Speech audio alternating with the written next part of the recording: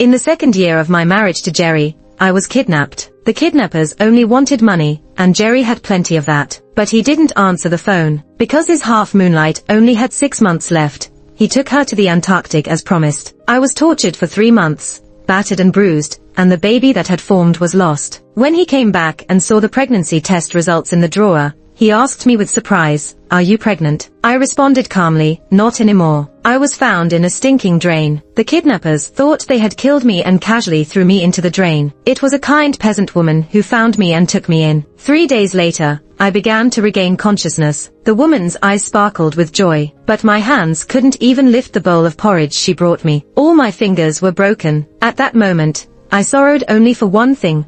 I could never play the piano again. I had lost the one skill that made Jerry's heart flutter for me. Just then, the woman's phone received an entertainment news notification. The famous actress Ruby had finally recovered and returned to the country. The woman wanted to cheer me up, pushing the screen closer to me, exclaiming, "Look, be happy. The news says she recovered from illness, you can too." She looks so beautiful, and the man next to her is so caring. I followed the woman's gaze and saw Ruby's husband was none other than my own husband, Jerry. I mustered a smile. Yes, a perfect match. And what about me? Unable to move, I would definitely be covered in ugly scars in the future. On my abdomen, a long scar from a chain whipping. Jerry, I didn't have time to tell you that we have a child. Ruby's life is worth much more than our child, right? Suddenly, the rudimentary door was pushed open. A familiar voice, "Molly." I turned around to see Jack. He stood in the doorway of the humble house, like a beam of light. Jack, Jerry's uncle, was the last person I expected to find me. Without hesitation, he lifted me into the car.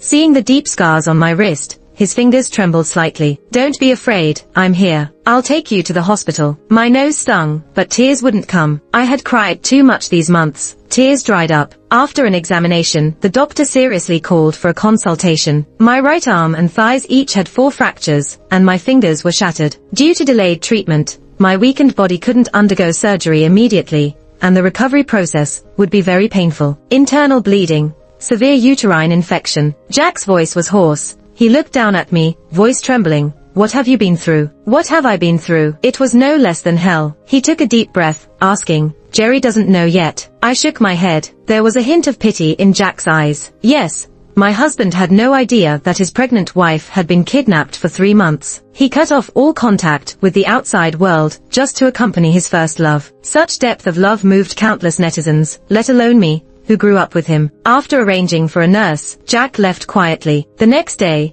I gazed dully at the birds flying past the ward window. Maybe I should never have clung to Jerry. A familiar voice interrupted my thoughts. "Molly, what are you doing here?" I turned to see Jerry, his hand intimately supporting Ruby. 6 months had passed, and Ruby's complexion was rosy. The terminal illness she had once confided in Jerry about had miraculously disappeared. Not only did she show no signs of illness, she seemed more radiant than before. When Jerry saw my wheelchair, he furrowed his brows and asked, "What happened? Are you injured?" Before the nurse could speak, I stopped her and said, "No, just a minor operation, just a recovery period." Jerry hurried over and crouched in front of me. I pulled my collar up, hands hidden inside my sleeves, covering the scars. Frowning, he asked, "What operation? Why didn't you tell me?" "Tell you? How could I tell you?" For those 3 months of being kidnapped, I had hoped every day for a call from the kidnappers to be answered by someone. Jerry would bring the money and rescue me, but there was none. Not a single call was answered. Whenever the kidnappers heard the mechanical voice message, they flew into a rage. The only way to vent their anger was on me, breaking one of my fingers every day and then pouring salt on it. At that time, for Jerry's child in my womb, I knelt on the cold ground every day for hours, begging those scumbags for a half-moldy bun like a beggar. The kidnappers thought they would make a fortune by catching me, but they didn't expect me to be so useless. "You are really worthless. After being missing with a baby in your belly for so long, your husband doesn't care. Are you a worthless woman? You're so cheap that not even you like yourself. Why would you want to give birth to a little piece of trash that no one likes, huh? If I were you, I'd have killed myself long ago." "No, no, no, big brother. If she kills herself, what about our money?" The kidnappers kicked the person next to them. "Look at her, losing money every day and still eating ours." He grunted, forget it, let's just kill her. It's a waste of time." The sound of the iron rod hitting the flesh, the sound of the chain grinding, the thick smell of blood and rust filled my mouth. Although my vision was gradually fading, I keenly felt the baby leaving me. I had no strength left. because my own life was slipping away. I couldn't do anything. In the state of near death, I thought, wouldn't it have been better if I had gone with my parents that day? Why didn't they take me with them? For all these years, I had lived in Jerry's house, but was subjected to daily humiliation by Jerry's aunt. Because of that engagement, I became the most scheming and annoying person in her eyes. Jerry interrupted my reminiscing, sounding slightly impatient. Molly, tell me the truth, what's wrong? I shook my head lightly, forced a smile. It's really nothing. You don't need to worry about me. Just focus on Ruby.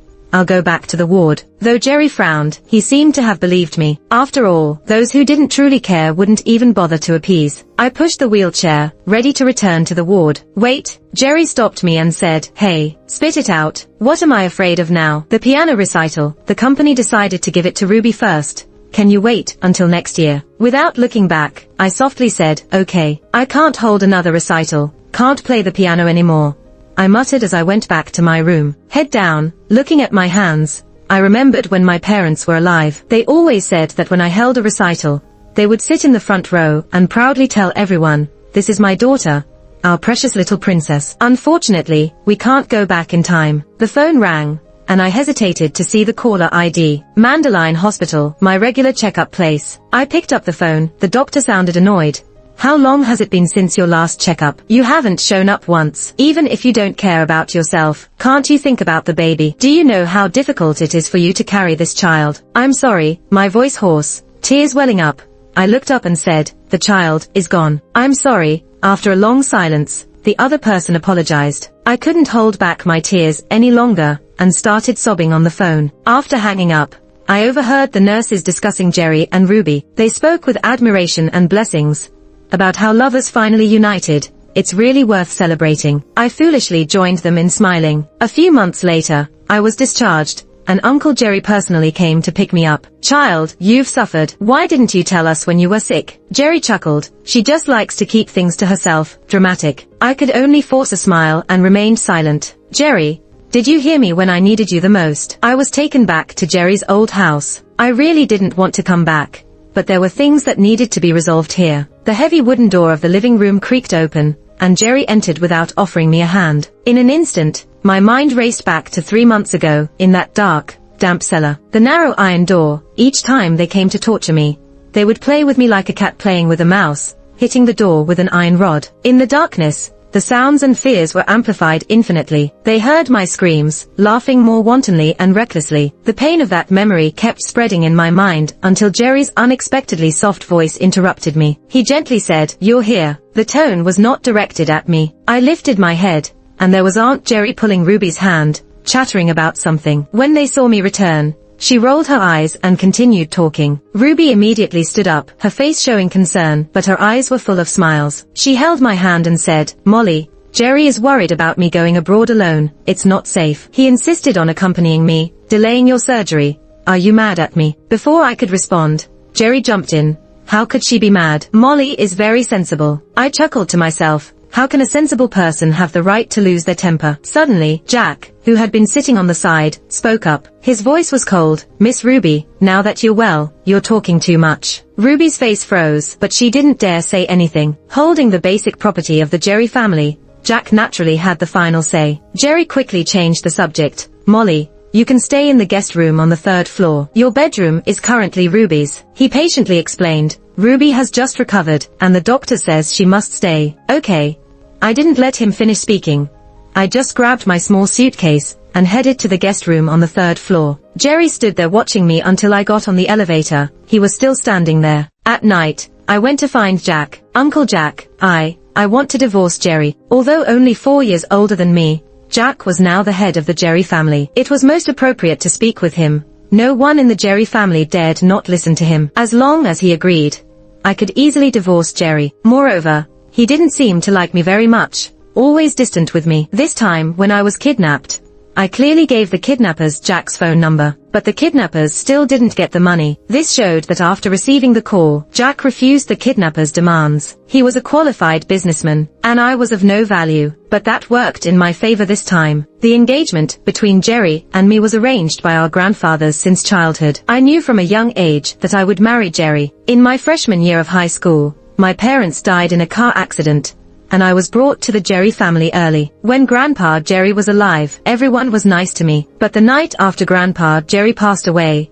everything had changed. After all, he was the only one with personal ties to my family. With both parents gone and our family in decline, I was left with no support. After hearing my request, Jack nodded slowly. Okay, I'll handle it. He agreed just like that. I truly had no value. Then he took out a stack of documents from a drawer. These are the investments I made for you, using the money left by your parents. Oh, over the years, Jack had been providing for my living expenses. No wonder he always told me not to feel indebted to the Jerry family. My eyes welled up. Thank you. As I left with the documents and card, I saw Jerry standing at the door. What did you say to my uncle? I sighed, looked at him seriously, and said, Jerry, let's get a divorce. What? Jerry was surprised that I had initiated the divorce. After all, he was the person I promised to marry since I was a child. That conviction never changed. Since the day I met him, I vowed to sit by his side. When he spilled hot milk on me, I didn't give up. When he pushed me away after confessing his feelings, causing me to fall down the stairs, I didn't give up. When he only had eyes for Ruby, I didn't give up. I had deeply loved him for so many years, enduring patiently, never wanting to let go even in death. Now, however, I was truly tired. After hearing his harsh words, I had no energy to argue back. Jerry, this is how you gradually pushed me away. Your room, her concert. These words didn't bother him at all. We've been married for 2 years, but we still sleep in separate rooms. He has never acknowledged me as his wife. Rumors have it that he and the actress Ruby belong to the perfect match, while I am seen as a shameless third party. It's quite funny to think about. If the robber kidnapped Ruby instead, they wouldn't have trouble getting the money. Sorry, love has faded away. I had no intention of explaining to him. I just calmly stated my plan. I don't need any of the property division.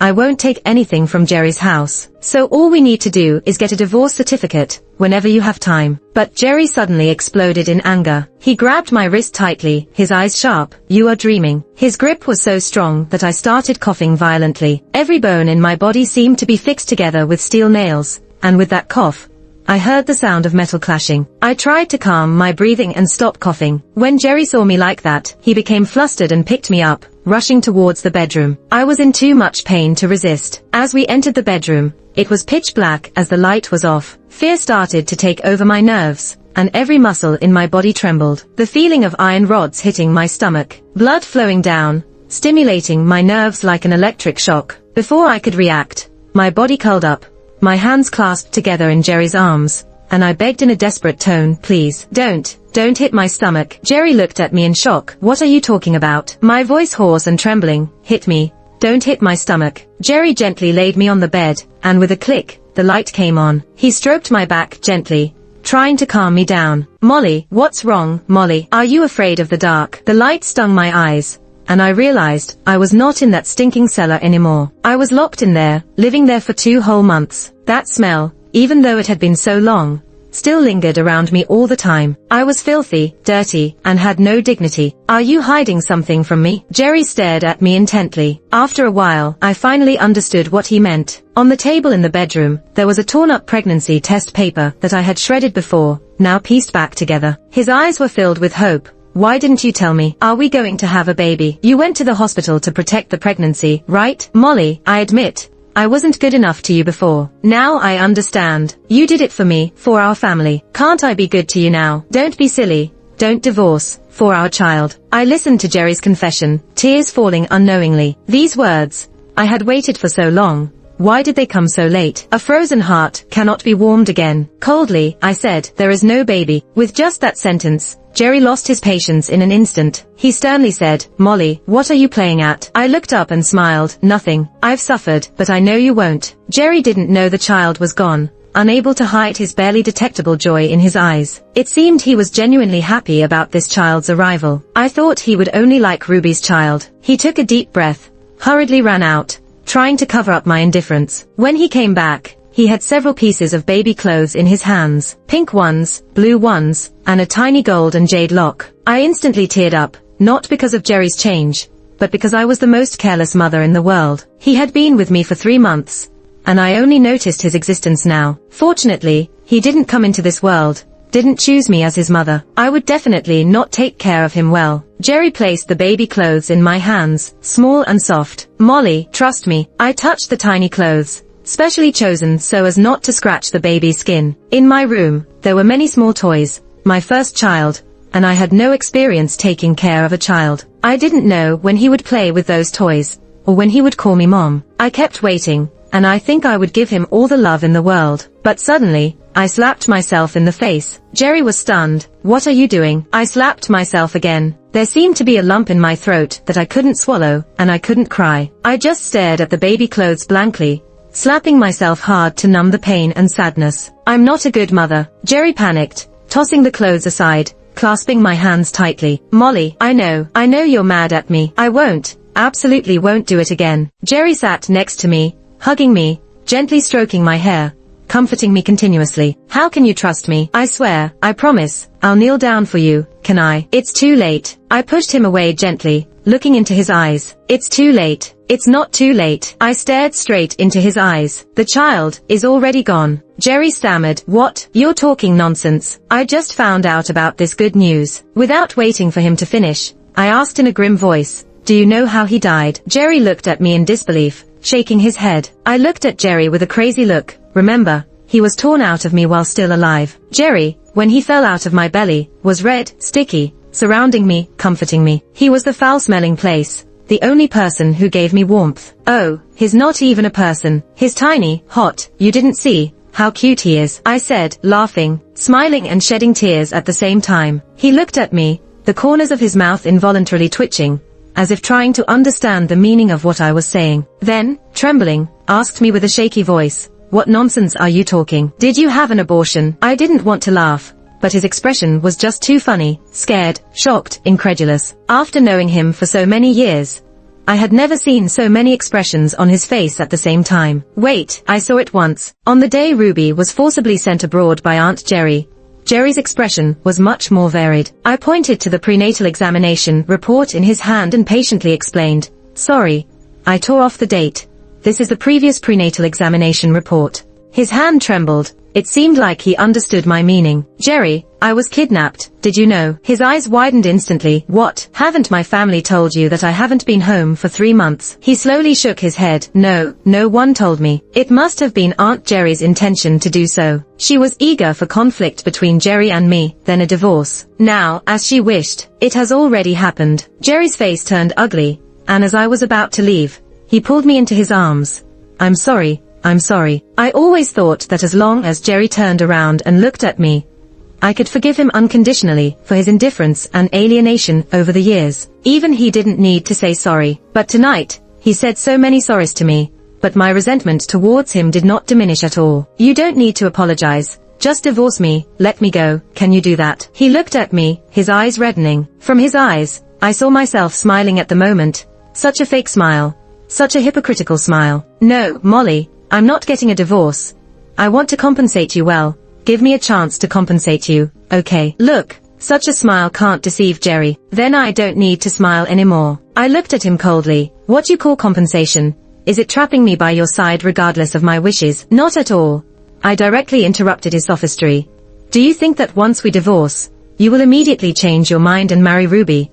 So you refuse to let me go? He looked incredulous. How could that be? I just want to love you well. I coldly snorted. Lie, if we get a divorce, can't you be good to me again? Who do you owe, me Molly, or your wife? He blinked, not understanding my meaning. After a while, he firmly rejected my divorce proposal. I can't divorce you, I know. Once you leave here, you won't come back. I was locked in Jerry's house, and he sent a few servants to watch me all the time. These days, Jerry has always been sleeping on the floor in my room, looking like a good man. There was only one night when he didn't come back, but he had never asked about the details of the kidnapping case. So hypocritical. If he really wanted to be good to me, shouldn't he find the people who hurt me? I gently opened the door, taking only the contract and card that Jack gave me, and some documents, not even daring to wear shoes. The servants were already asleep. I quietly opened the door, the cold wind pouring straight into my neck. I didn't care about anything. I just ran. I ran until my throat hurt, my lungs hurt, my head hurt, but I dared not stop, until a beam of light shone on me. I was startled, and ran into the thicket next to me in a panic. I was scared, I didn't want to go back to Jerry's house. I want to have my own life. That place has never been my home. Molly, don't run, it's dangerous. I heard a familiar voice and stopped. Turning stiffly, Jack was standing there. Seeing me stop, he cautiously ran over. Don't be afraid, it's me. He bent over and picked me up. Uncle Jack, why did you come back at this time? He didn't say a word, but put me in the car and turned on the light to check my foot. It was then that I felt the pain. My foot was full of thorns. He took out a mineral water from the side and carefully cleaned my wounds, little by little, meticulously. After washing, he took out some medicine and applied it to my wounds patiently and carefully. I have never had such intimate contact with him, and I didn't dare to move. After doing all this, he stood up straight. I heard from my assistant that you didn't leave Jerry's house. I knew something must have happened. He explained further. His voice softened. I've been on a business trip these days, and you were locked in Jerry's house. Why didn't you tell me anything? I didn't know how to respond for a moment. We are not close at all. Jack didn't press me, but drove the car all the way down the hill. He carried me into a residential area. I've had a house prepared here for you to stay in for now. Stay in his house. It seemed like he was afraid I would misunderstand. So he added, I don't live here. Oh, because of the injuries on my body, I couldn't eat much. The aunt that Jack hired, although she was paid a high price, she left after a few days, saying that I was difficult to serve. Jack saw me sitting on the couch looking pitiful, brought over a few dishes. Try what I cooked. Cooking and Jack really don't match, but the food he made was indeed good. Seeing me happy eating, he rubbed my hair. Should I come over and cook for you every day in the future? I nodded. I don't know why I agreed, but with him around, I felt much more at ease. The next morning, Jack rang the doorbell. He had been doing this for the past few days. Even though he knew the passcode, he still rang the doorbell, waiting for my permission to enter. Just as I opened the door, a furry thing squeezed in. I jumped in shock. It turned out to be Jack's German Shepherd. He made Bingo sit down, and then said, let it come in and accompany you. Also give you something to do. I didn't understand what he meant. After eating my food, he should give me something to do, walk the dog. The evils of capitalism. Bingo was temporarily left at my house. I don't know if it was because of the increased exercise from walking the dog, or seeing such a big dog, proudly lying next to my bed, feeling very safe. That night, I slept very soundly. I didn't even hear Jack ringing the doorbell. When he shook me awake, both of us were startled. You scared me. I rang the doorbell several times with no answer, so I just came in. I rubbed my eyes. This was the first good sleep I had after coming back from hell. Bingo seemed to know it was thanks to him. He squeezed in between us, his eyes shining brightly and looking cute. After making dinner, Jack planned to leave. Almost unconsciously, I grabbed his sleeve as he was leaving. He looked at me puzzled, coughing a few times. I had to say it. How about you stay over here? He seemed a bit stunned. What did you just say? I cleared my throat and repeated, stay here. It's tiring running back and forth every day. Jack didn't immediately agree. He just said it wasn't the right time. My face felt hot. I quickly let go of his sleeve and ran into the bedroom. At night, when Jack came over, I purposely delayed opening the door a little bit. But he wasn't mad either. He took out a document from his bag and handed it to me. It said divorce agreement. I went to cook while he told me, take a careful look at it while I prepare food. Without much thought, I sat on the sofa and started reading. The agreement stated that after the divorce, I would receive 30% of the shares of Jerry Corporation, basically half of Jerry's shares. Any deposits and real estate under Jerry's name acquired during the marriage would be split equally. This definitely wasn't Jerry's intention. Primarily, because Aunt Jerry wouldn't agree. Jerry is a filial son. He wouldn't go against his mother. How could Aunt Jerry have easily let Ruby go back then? Jerry didn't say a word of protest. I looked towards the kitchen, took the agreement and went in. He glanced at me saying, this is the first draft. Let me know if there's anything missing that needs to be compensated. I'll have my lawyer add it. My nose tingled. Is this what you really want? He pursed his lips, smirked slightly, and shook his head. It wasn't. Could it be that Jerry had really had a change of heart? Who would have thought? He then said, this is what the marriage law states. The law allows you to take the money. So why not? At that moment, I just wanted to leave Jerry's house. I was afraid that if I made demands, the divorce process would become very lengthy. I didn't want to wait. I just wanted to quickly get rid of Jerry. Don't worry. I am here for you. I nodded without saying another word. The next day, I was ready to register for the divorce. Jack wanted to come along, but his identity wasn't suitable for being there. But obviously, some people just didn't understand this concept. Ruby looked at me triumphantly as we lined up to get the divorce certificate. Molly, Are you really getting divorced from me? Did you lie when you said you would forgive me no matter what I did? Jerry asked me with a painful look on his face. How dare he ask me such a question? Are you worthy of my forgiveness? He was speechless for a moment. Finally, it was our turn to sign, and suddenly Jerry said, Molly, you're right. Even if we divorce, I can still treat you well. I want to pursue you again. My heart skipped a beat. I kept my head down, hiding my cold smile. At that moment, the prodigal returns was worthless in my eyes. I quickly signed. When I received the divorce certificate, I felt much lighter in both body and mind. As we walked out, Ruby approached. Is it really a divorce? Molly, you'll regret missing such a good man like Jerry. I looked at her and lightly laughed. Looks like you're regretting it a lot, chasing after him to be the other woman. Molly, Jerry called out to me. Don't be so harsh. Ruby never crossed the line. Jerry, do you really know what boundaries are? With that retort, I walked away without looking back. At that moment, even cursing them felt dirty on my lips. At night, Jack moved in. Finally, I gathered the courage to ask him, why did you hang up on the kidnappers when they called you that time? Jack was clueless. What call? Did Jack not know? But I clearly remembered. The kidnappers had called all the numbers in my contacts, and all of them were disconnected after hearing the amount, without exception. Jack was once my only hope besides Jerry. But when I heard the kidnappers say those words, I realized I had been abandoned by the world. Just as the kidnappers said, I was an extreme failure. But Jack said he never received a call. His eyebrows furrowed. Mistress said that because Jerry was with Ruby abroad, you were upset and left. But I thought you wouldn't leave without reason for so long. You still had to prepare for the piano competition. That's why I started looking for you. He held my hand. I'm sorry.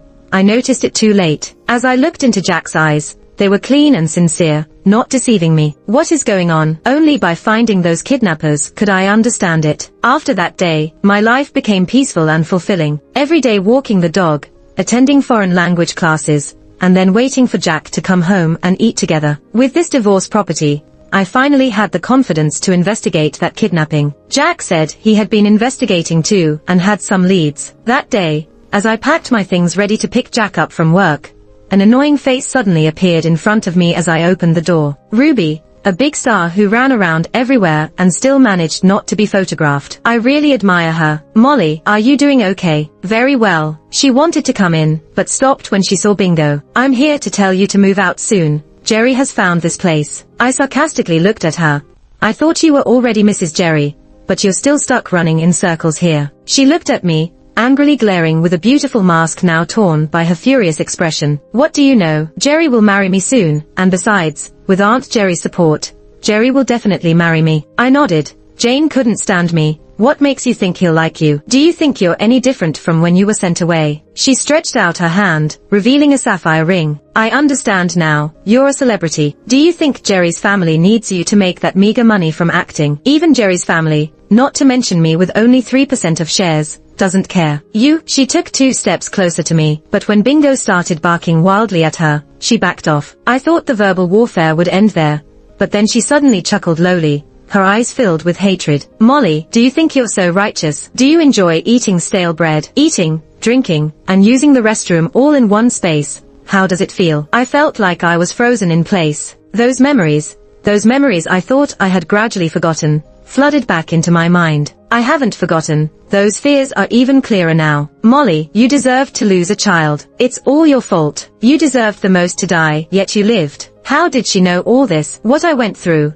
I never told anyone except the police and Jack. Not only does she know, but she knows it in such detail. Why were those people? She hired them. That's the only possibility. No wonder Jack said he never received a call from the kidnappers. They never called at all. It was just a facade. They watched me go from hope to despair like it was a game. No one received a call. No one received my cries for help. I rushed over uncontrollably, reaching out to grab Ruby by her collar. Instead, she smirked and fell backward off the stairs. She screamed, Molly. Jerry came down the elevator and saw Ruby pushed down the stairs by me. He walked over, pushed me aside, and picked up Ruby. Ruby hid in Jerry's arms, smirking at me triumphantly. I was trembling all over. Because of Jerry, she killed my child and made me suffer inhuman torment for 3 whole months. How could she treat me like this? Jerry scolded me, looking disappointed. Molly, you've greatly disappointed me. Before I could speak, a warm hand was placed around my waist. Jack stood by my side, looking down contemptuously at the 2 on the ground.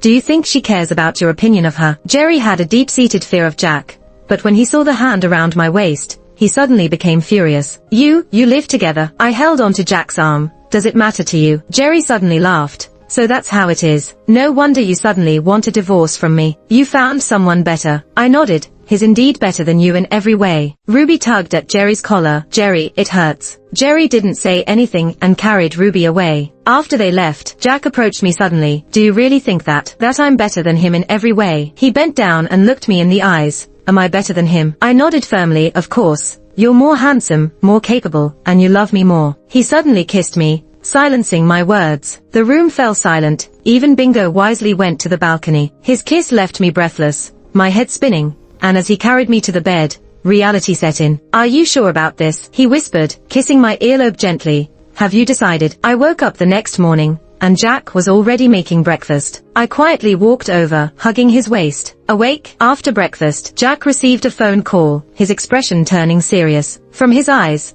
I could tell it was about me. Before he could say anything, a friend had already informed me. Ruby used a burner phone to tell everyone that I pushed her from the balcony, unintentionally revealing my current address. With the access card, the reporters swarmed downstairs. I peeked through the window curtain and indeed, there were many reporters outside. Online, the insults against me were overwhelming. Just an ex-wife. What right does she have to hit someone? If it weren't for her interference, Ruby would have been Mrs. Jerry a long time ago. Hug Ruby. Dealing with such a lunatic. Jack called the building management to remove the reporters. Eventually, the police were called, and the paparazzi were only expelled after that. Don't be afraid, I'm here. I didn't want to keep avoiding everything, so I told Jack directly that Ruby might be the one who kidnapped me. He wasn't surprised at all. It seemed he already found out. Look at this. He showed me some photos. One of a middle-aged man, who turned out to be Ruby's uncle. She grew up in her uncle's house. Another was her cousin, who was recently released from jail after serving time for robbery. But the following photos made me uncontrollably afraid. These 4 men,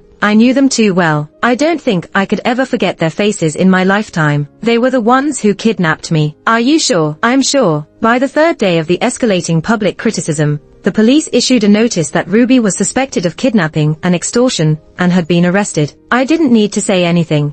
There were people explaining to netizens what kidnapping was, who was kidnapped, and what the victim lost after being kidnapped. Unusually, I saw Jerry downstairs. As soon as he saw me, he walked over quickly, looking like he was about to cry. Molly, I'm sorry, I didn't know what you've been through. I turned my gaze away, not wanting to look at him. Except for that child, the suffering I endured has nothing to do with you. His face went pale instantly, but I felt a sense of sadistic pleasure. Do you know, I looked carefully at him, not wanting to miss any of his expressions, and continued.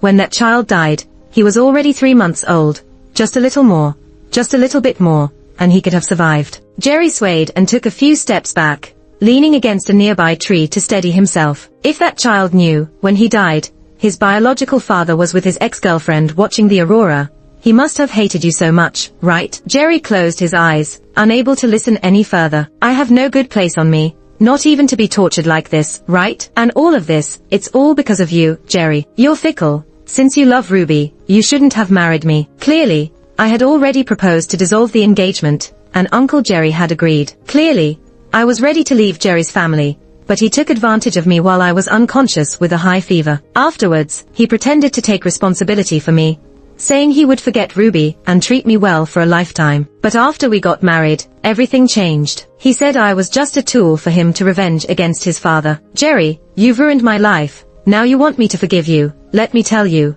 unless you go die. People die every day in this world. Why hasn't Jerry gone to die? Jerry suddenly raised his head, blood flowing from his nose, but he didn't seem surprised by it, skillfully taking out cotton balls to stop the bleeding. I didn't have time to waste here, so I took Bingo upstairs. Jack came back in the evening, looking very serious. What's wrong? He held my hand and pulled me into his arms. I found out who's the mastermind behind your kidnapping. Who? Jane, he said. The one who kidnapped me is Jerry's mother. I want to hear your opinion. I sat up and looked at him. Are you trying to persuade me not to sue her? Jack stared at me, then suddenly smiled and pinched my nose. Is this how you look at me? I quickly shook my head. No, I mean, if she's sued, will it affect the company? He looked at me helplessly and amusedly. It's already this late, and you're still thinking about the company. I bit my lip, mumbled and argued. After all, I have shares now. Jack chuckled and then became serious. I'm afraid my brother's kindness to you will shake you. My assistant is downstairs now. As long as you say pursue it, he'll take us to the police station immediately. I thought for a moment, Uncle Jerry has been very good to me, but I can compensate him in other ways, rather than make myself suffer and regret. I want to call the police. I want her to pay the price. All right. Jane was arrested in the middle of the night, and the kidnappers, including Ruby's uncle and cousin, were all caught 2 days later. Jane kept cursing me, calling me ungrateful, but who cares? I just wish she'd die. I thought Uncle Jerry would try to persuade me, but I didn't expect him to support my decision. However, there was a shocking news that came to me. Jerry was hospitalized, and his illness was very serious. Several months later, the whole story of the case was finally clear. Jane was sentenced to life in prison. Ruby was sentenced to 15 years and all her property confiscated. Because of her crimes, the TV series she starred in could not be aired normally. The production side demanded compensation, including her endorsements, were also being held accountable. Even if she gets out of prison in the future, she'll have to work her whole life to pay off her debts. As for the 4 people who kidnapped me, they were sentenced to life, 15 years, 13 years, and 10 years respectively. Ruby's uncle was sentenced to 5 years, and her cousin, who was still on probation, was sentenced to 10 years directly. When I went to see Jerry, he was already so sick, but instead of seeking treatment at the hospital, he went back home. It finally dawned on me, he was so happy when he found out I was pregnant, because he had known about his illness for quite some time, thinking he was nearing the end. Wasn't that a joy? Molly, whether you believe it or not, I love you. At this moment, I love you. I rolled my eyes. Your love really disgusts me. And he passed out. It was not worth it. I was about to taunt him a bit, but who knew he was so fragile? Just as I was about to leave, I saw Uncle Jerry holding a woman in her 30s lying on the couch. A 7 or 8-year-old child was playing with toys on the other side. Seeing me, they were a bit shocked and quickly straightened their clothes. Molly, you're here to see Jerry? Yes. Uncle Jerry brought the little boy over. Molly, this is my son, Simon. He was speaking people language. Why couldn't I understand it? But the woman next to him, sensing my confusion, said, you must be Molly. I often hear Uncle Jerry talk about you. From now on, come and play at our house often. Okay. It turned out that Uncle Jerry had been keeping a mistress for these years, and even had a son this big. Jerry died in less than a month. 3 days after his death, Uncle Jerry married that woman. I never visited Jerry's old home again. Jack had his own company now, so he gave the old house to Uncle Jerry. 2 years later, I married Jack. He pulled out an album, and I noticed that in every photo of him, I was there. He lightly kissed the corner of my lips and said, because of you, I fell in love with taking selfies.